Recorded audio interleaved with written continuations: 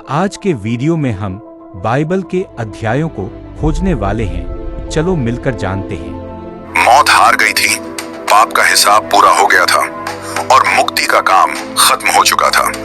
लेकिन स्वर्गदूतों ने सिर्फ ये बात नहीं कही, उन्होंने एक काम भी दिया। जल्दी जाओ, उसके चेलों को बताओ कि वो जी उठा है। वो तुमसे पहले गलील जा रहा है, वहां तुम उसे देखोगे। मैंने तुम्हें बता दिया है। मत्ती 28:7। स्वर्गदूत जी उठने की खुशखबरी सुनाने वाले पहले गवाह बने। अब उनका काम था कि ये खबर हर उस इंसान तक पहुंचे जिसे ये जानना जरूरी था।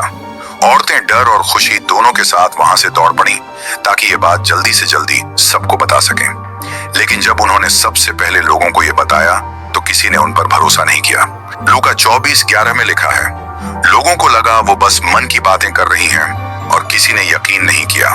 स्वर्गदूत ये सब देखते रहे। दुनिया की सबसे बड़ी खबर को शुरू में किसी ने गंभीरता से नहीं लिया, लेकिन स्वर्गदूतों को पता था कि अब ऐसा सबूत आने वाला है जिससे कोई इनकार नहीं कर पाएगा, क्योंकि खुद जी उठा हुआ यीशु अब लोगों के सामने आने वाला था। अगले 40 दिन स्वर्गदूतों के लिए अलग ही थे। उन्होंने ऐसा नजारा पहले कभी नहीं देखा था।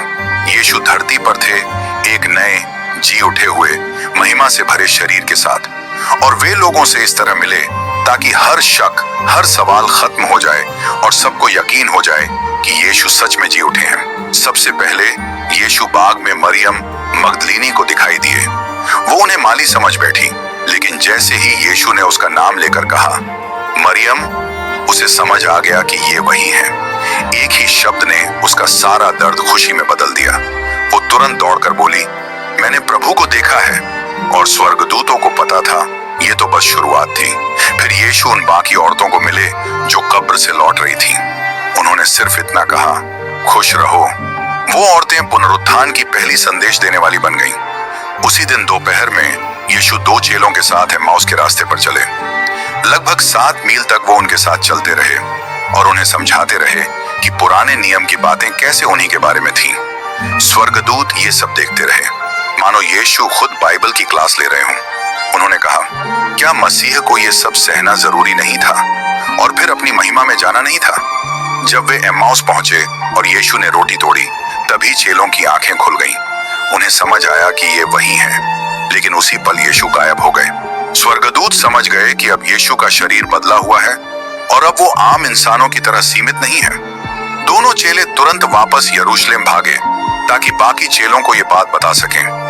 लेकिन जब वे सबके साथ बात कर रहे थे, यीशु खुद उनके बीच आकर खड़े हो गए। लूका 24:36 में लिखा है, जब वे बातें कर रहे थे, यीशु उनके बीच आकर बोले, शांति हो तुम्हारे साथ। पहली बार उन्हें डर लगा। उन्हें लगा कि ये कोई भूत है, लेकिन यीशु ने उन्हें अपने हाथ और पैर दिखाए जहां कीलों के निशान थे। उन्होंने कहा, मेरे हाथ और पैर देखो, मैं ही हूं, छू कर देखो। आत्मा के पास ऐसा शरीर नहीं होता। उन्हें पूरा यकीन दिलाने के लिए यीशु ने उनसे खाने को मांगा और सबके सामने खाया। कोई आत्मा मछली और शहद खाकर नहीं दिखा सकता। ये बात सबको समझ में आ गई। स्वर्गदूत चुपचाप देखते रहे कि कैसे यीशु प्यार से धीरे धीरे उनका सारा डर और सारा शक खत्म कर रहे थे।